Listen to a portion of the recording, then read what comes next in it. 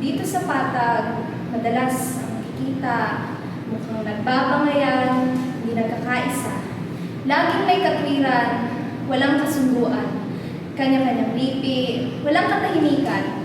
Si Ale ay may kanya, si Kuya ay meron din.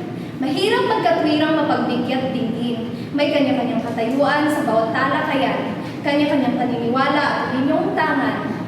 Alam kong ang ganito ay ating paraan upang masigasig ang bawat paninindigan, upang mabuhay sa madilim na panahon at upang umahon sa lahat ng pagkakataon.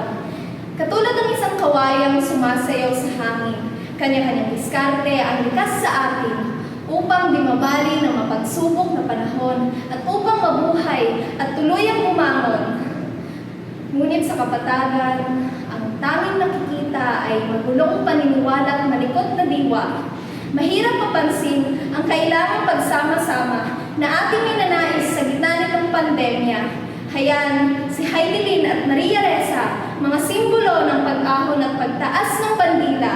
Sila'y dinabulag sa gulo ng kapatagan at sinuong ng walang takot ang mataas na kabundukan.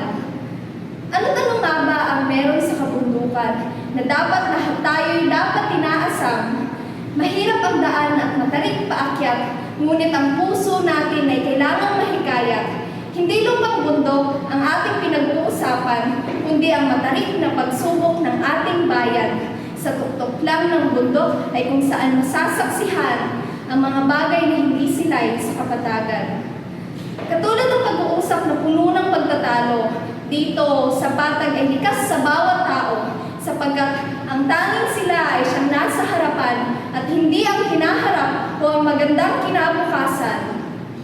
Halina't sabay tayong pumungo sa tuktok at ng pagnilay magkaroon ng guro. Doon sa tuktok ay likas ang kapayapaan, bingi ang tuktok sa gulo ng kapatagan. Doon sa tuktok ay bukas ang ating mata. Sa katotohanan sa Patag ay hindi nakikita. Sila'y ang kamunduhan ng buong sangkatauhan. Nag-iisa lamang ang pinaniniwalaan.